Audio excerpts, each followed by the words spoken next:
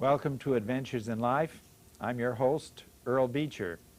Our guest has a rather intriguing name. Not a difficult one, but an intriguing one. Bob Boog. Bob, welcome to the show. Thanks, Earl. Bob has written a couple of books that we're going to be discussing some of the things in them. The first one is called Techno Selling. And I love the way he subtitled it, Cutting Edge Tips, Tricks, and Tools and Humorous Blunders to Avoid for anyone involved in any kind of sales. And he was kind enough to send me the copy early, and I've read most of it. Didn't get the whole thing read, but most of it. And I found it very enjoyable, Bob. Well, thanks. Why do you call it Techno Selling? I'll let you explain it to the folks. Well, I came up with the title because I wanted to find a way to mix technology with selling. I've been selling real estate for about 23 years, and I found that I was doing things a little bit differently than some people. As far as the other day, for example, I went to Las Vegas, and while I was in Las Vegas, it's kind of like Murphy's Law. The day that you take a vacation, that's the day that an offer comes in. The big client shows up, right? So it's kind of like what I did was I made it a way that somebody could actually fax me the offer, and it becomes an email. So it was emailed to an email address that I retrieved from a Kinko's, or I could have gone down to the hotel in Vegas. Lobby. In Vegas. Okay. And so with this email, I could see exactly what the offer was. I could either call the client, email it to them, post it on a website. I've got a lot of different options at that point, what I want to do. So it doesn't matter where you are. Didn't matter at all. You can get the message and conduct the business. Exactly, and I could see exactly what the offer was. We made a counter offer to it, and I also emailed that over to the agent. Yes. After speaking with my client, and we were able to make a sale while I was on vacation. So that's the real beauty of it, is that it's kind of like defensive selling in a way, because what you don't want to do is, especially in a hard economy or something like that, is lose sales. Oh yeah. And everybody wants to take a vacation. You don't get the big offer very often. But is this designed so that you can go to Vegas often? Is that what's behind it all? Well, it's for everybody. I mean, you could be, and it's not just people that are in real estate. Let's face it, you could own a furniture store, for example. Well, I'm going to show your other book. So that Selling Homes 1, 2, 3. I haven't read this one, but it's basically 3 steps to selling a house. Is that the idea? Well, the idea with this one is, I believe in selling property quickly and easily. So the 1, 2, 3, and also I believe in steps. It's kind of like if you're going to bake cookies, you do the same thing over and over in a kind of cookie cutter type of mold and make systems. Yeah. And so that's what the basis of it is tried to, it's for people who are new in real estate, and also people that just enjoy stories. I enjoy stories. You do have some funny stories in here, even in the Techno Selling one. For example, what is Techno Selling is the first chapter? Well, that one first talks about when I first started out in real estate, I was working with this woman, and she had 3 kids, and these kids were pretty wild, and they would would run over, grab people's candy, start eating it, things like that. And guess who got to watch them? It was me. And Mama was not paying attention. No, she wasn't. So we walked into this home. How do you tactfully put that down, you little brat, without offending Mama, who is busy? You know what I found, and I don't know if I can demonstrate, but usually what I do, especially if it's a child, what I believe in doing is... Be careful, you got a mic on. Okay, just getting right on at eye level, standing on one knee, getting eye level with the child, and then maybe touching them on the elbow or something and say, Michael, I think you should put that back. And if you're right... It gets their attention when you're down at their level. And I found in sales, especially, I mean, this is kind of an old trick, I guess, but if somebody, let's say I walked into your home and you had a dog or a cat, I would do the same thing. I would get on one knee and start petting your dog or cat. And a lot of times, it breaks a bond. If we don't know each other right away, you might say, you know, this guy's a nice guy, even without me introducing myself or anything else. Love my dog, you must love me. Is Exactly. That I used to love it. I had this lady one time. Oh, dear. She had this big dog. Yeah. And this dog jumped up all over me, and she said, "Oh, you know, forgive me." And I said, "Oh, it's okay." And the next thing I knew, I didn't even have to say anything. She just said, "Where do I sign?" And I'm reminded of that. I walked into a friend's yard one time, and they had a big dog, and he jumped up on me, but it was raining. And we were outside, and he'd been in the mud, and I was covered with mud and mad as could be. yeah. Well, I don't get Evidently, mad. that dog hadn't done that to you. Well, he was kind of like a shedder, so he had all this dog hair all over me. Dog hair all over. Yeah. So. Well, when you're in sales, it's expected you have to be nice to people, and you have to be friendly. You have to be competent. You have to know your field so they have confidence in you as well as friendly. But the technical thing, now you're doing this from a distance. You're emailing and so forth. And yet it makes it so much more efficient. Right, efficient but maybe not effective. So and one of the points I make in the book is that you can be efficient and penniless, or effective and make money. For example... Well, now wait a minute. I just said this made you more efficient, and you said but not necessarily effective, and then you... Right, it's kind of like now, one of these why would I things. want to know the book if... It's going to, again, it's kind of like a defensive book in a way that a lot of times you don't want to lose sales, because there a good portion of the population is illiterate, or illiterate. Like me. Well, some folks know how to use technology, and other people are afraid of it, and they just you mention Techno Selling, and they'll be running out the door as fast as you can. Well, now this book is nice because it brings it down to basics. Right. I try to keep it simple, and that by using these humorous mistakes or blunders that I've made, then people can say, well, if that guy can do that. I will level a little criticism here and let you deal with it. It says that you get on the computer and you push this button, and next you push that one, and next you push that one, and it spells it out in detail. But I'm not that comfortable with the computer that I know for sure. By turning it on and doing the buttons, as you said, okay. But if I have a little knowledge of Word and Excel, I'm a lot farther ahead. Right. Because then your instructions are easier to understand. Correct. Fortunately, I do know. Yeah. So I could follow what it said, but if no computer experience at all. Well, I would recommend then if someone has no computer experience, that they might take a community college class or something to at least get up and running. And this is, see, it's kind of like this. The way I see it is that it's like when you're dealing with technology, or especially writing a book about selling and technology, it's kind of like making a pizza for 50,000 people. You know, that one pizza is not going to satisfy everybody. Everybody likes a different topping. Yeah, everybody's got their own, well, you should have put in this, or you should have done that. And so I'm starting out with the given that no matter what I say in here, that I'm probably going to get some feedback, or that's too basic, that's too advanced. Yeah, but you did stick to the basic well enough that it is a pizza. Yeah. And everybody would identify it as such. Nobody's going to think it's an angel food cake. Right. Okay. So that it is clear on that basis. And you did put some topping in here with some of the humorous stories that you share. That's one of the reasons I wanted to interview on the show, because you've got some good stories. Well, I'll tell you about my first sale, which isn't even in this book. Okay. But if you like a humorous story, I guess. I went to school at UCLA, and when I graduated from UCLA, my father said, well, what are you going to do? I graduated with a degree in English, and I wanted to be a television writer, and I actually went to a job interview at CBS Studios, and I met this man in this huge room, and he said, you can start tomorrow, and I said, great. And he said, we'll fly you to New York, and you start in the mailroom. Now, I didn't know anybody in New York, and I was so broke I couldn't even afford a library card.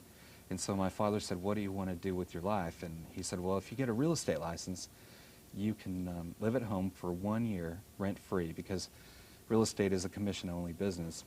Right. So free room and board, that sounded pretty good to me. So I studied some books, took my real estate exam, and I passed it. Now the only thing I didn't have when I passed my exam was a car. And my In father, Los Angeles? Yeah. So Oh, boy. here I am. I have a real estate license, but I don't have a car. So for my college graduation present, my father gave me a firm handshake and a $100 bill. And with that $100 bill, I was actually supposed to rent the cap and gown at UCLA.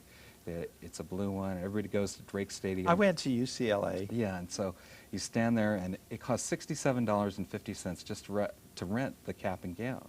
And so what I did is I had my roommate, he let me borrow his cap and gown, and then I had another friend with a Polaroid camera take a photo of me in his borrowed gown. Gotcha. And then I used that $100. I went to the Daily Bruin newspaper, and there was a doctor selling a car for $150, and it was a beauty too. It was a 1964 Ford Fairlane, and it was station wagon. Yeah. It was white with red vinyl interior, Those weren't and bad. no air conditioning. Of course not. Yeah. So there I was in real estate with my brand new car, and I get a phone call, and ding-a-ling-a-ling, I go, Boog Realty. What year did you buy this 1964 car? This was in 1978. Yeah, okay, I got the picture. So even, and actually, he wanted $150 for it, and I offered him $80 because I needed $20 for gas, and all I had was $100. So, Okay. and he took my bargain. I helped him push it out of the garage. This is true. I sold my books so I could actually afford, the next day's gas. Yeah. And so there I was with my new car, and I asked my dad, what am I supposed to do in this business? And he said, well, I'm going to give you a list of 1,000 people who want to buy or sell real estate. And I said, hey, that's great. And that night I was He didn't thinking, take it out of the phone book, did he? yeah. All he did is he plopped the phone book down on my desk. Said, "Do you I just?" haven't heard this story before, folks, believe me. Yeah, he said, they're in there. You just have to call them up. So that's what I was doing. I was calling people up, and the language I was supposed to say was, "Hi, my name is Bob. I was wondering if you're thinking about making a move in the next 6 months or so." And that was it. Neither they would say yes or no. And so I was making these calls, and suddenly the phone rang, and I said, Boog Realty, and this man said, "Hi, my name is Sam, and I'm here from Pittsburgh.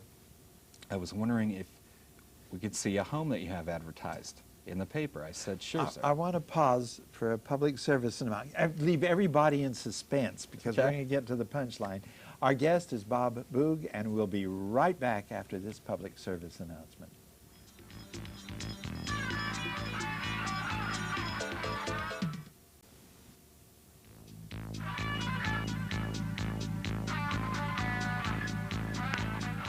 Our guest is Bob Boog, B-O-O-G, just like it sounds. And Bob, you were telling us about getting started in business. Right, so here I am. I have a client who says, "I want to see homes here in Valencia on Saturday. Can you pick me up?" I said, "Sure. I'll pick you up on Saturday morning at 10 o'clock. Now that Saturday morning had to be the hottest day in Newhall, where I live. I mean, it was like 110 degrees at 10 o'clock. You said there was in the no morning. air conditioning There's in the no car. air conditioning. Got that, okay. Now, we only saw 2 homes. That's all we had time for because he had an appointment with another realtor. And I'll never forget, as we rolled into the Ranch House Inn, which is located right near Magic Mountain, there was this other realtor who was wearing this fancy 3-piece suit and leaning against a brand new black Cadillac, shiny and... And you were in a 14-year-old Ford. Yeah. My Okay. client, I stopped the car, my clients got out, and their backs were drenched with perspiration. I'll never forget as they were leaving my car, seeing their backs. Yeah. And I thought, man, I'm doomed. And so I went back to the office and was making my phone calls, and suddenly I got another call, and I said, Boog Realty, and he says, "Hi, my name is Sam." And I said, "Sam who?" And he said, "Don't you remember me? You showed me homes this morning. We want to write an offer on that first home you You showed can't us." remember man's name? I didn't know any Sams. I was thinking, I have, a Rolodex of college Right. friends, and I didn't know any Sams. So he said, "Yeah, we want to write an offer on that first home you showed us." I said, "You want to write an offer? You want to write an offer?" So It finally sunk in? now less than 30 days, I held in my hand my first commission check. It was for $1,847. And I remember coming back from the bank. I In was those days, floating. you could buy a car for that. Yeah, just about. The only thing that brought me back down to earth was my father. He said, "Hey, Bob, remember the thing about the free rent? There's no free rent in this house. You stay He took here." away. Yeah. Oh. Yeah, so. But I come from a family of 9 kids, so there are 4 older than me and 4 younger, and I was like You're the the middle. middle I was the one. middle child. Now, my father was a real estate broker, and my mother was a real estate broker. So, It's in the blood. well, what that means to you is that today you've met, for the first time in your life, maybe, an SOB, a son of a broker. Oh, okay. Yeah, so. Yeah. Well, with a last name like Beecher, I've heard similar comments being made. Anyway, Bob, I want to know more. Tell the folks about the book here. What you can email from anywhere. You can conduct your business from your home anywhere. Nobody needs to know what your fancy office looks like. Right.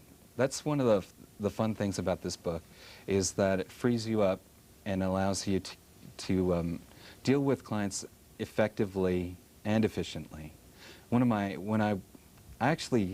in El Monte right now, and when I moved from Minnesota when I was about 8 years old, I lived in Azusa here. I don't know, for a year. And I never came back here, and just driving through, I remembered some of the streets vaguely, Yeah. Arrow Highway, different Coming to things. the studio today. Exactly. Yeah, you did get lost. And driving around.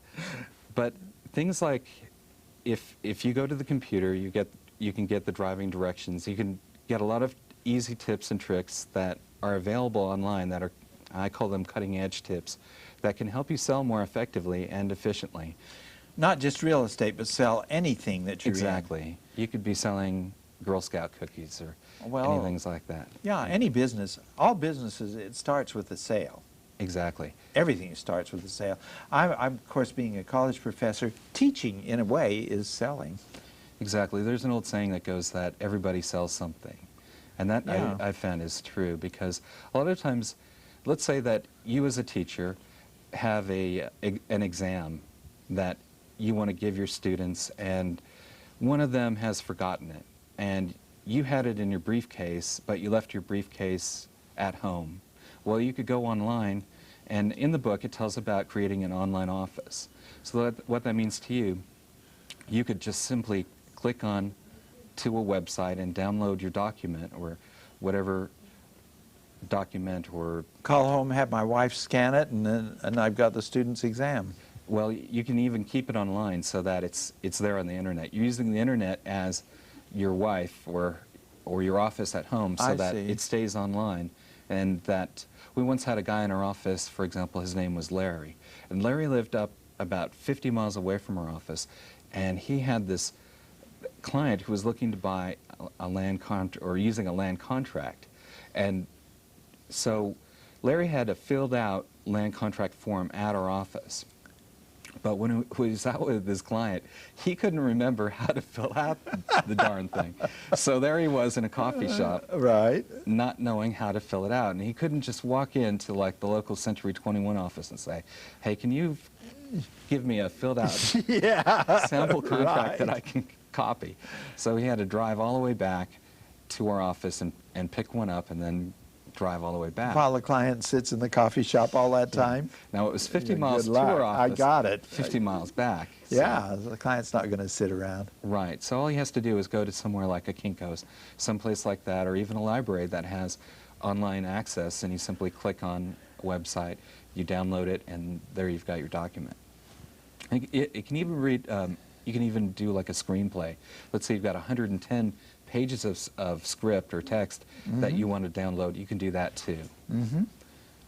And download it and have it no matter where you are. Exactly. And the beauty of it is that you can email it also to someone else, so that if they don't have it, they can do that too. I'm trying to, some of the chapters here, I'm more than halfway through. You talk about mini electronic billboards. Right. That's where you're advertising what you have and putting it on some of the search engines. Well, that just has to do with what I call a SIG file, or what's called a SIG file, and that's just simply added to an email that you send out. You add a simple bit of text after your signature, so they call it a sig file or signature file. About the closest I can come to somebody doing that is Elizabeth Calder, my co-producer, and people have seen daffodils on this show for years now, and that's because she is the daffodil lady. She always says, "Have a daffodil day." Right. First time she said to me that, I said, "What's a daffodil day, Elizabeth?" And she said, "People remember me for that. Now, when you think of daffodils, what do you think of?" And I said, "Springtime," when I was in Oregon. Gorgeous. They were all over the landscape under the forest. And she said, "Fresh and pleasant and springtime, that's a daffodil day, Roland." I said, "Okay." So that's what your electronic billboard amounts to, is something like that, very Exactly. identifiable, that lets people know you. Exactly. Okay. Tim, time-busting techno tips. This is something where I go into like 10 tips that are kind of quick and dirty kind of tips that you can use to become more effective. For example, as a real simple one is, if you're on the internet, just use the Control N button, Control and then N. Now what that does, it opens up, it allows you to open up a new page. So let's say, for example, that you're a stockbroker and you're looking at your stock quote on XYZ stock. XYZ stock page, and suddenly you get a phone call, an up call from someone who says, "Gee, Earl, I'd like you to check out my cows." My portfolio? My portfolio that's on this website, this Z website. Now, instead of closing down one web page to open another one, you can simply go Control N, and that will open up an identical. Oh, you can have several different programs it's like open. Windows, right? So then you simply can minimize one and open the new one up, and then you can have two of them going on the screen at the same time. Or minimize one and open one. Yeah, these are just basically technical tips for using the computer effectively. Correct. And conveniently. And then emailing scanned documents, creating an online office, spreadsheet tips. We'll talk about that. She's giving me the signal, Bob. Time to pause for another public service announcement. Stay with us. We'll be right back with Bob Boog. I like saying your name. It's the alliteration, I mean.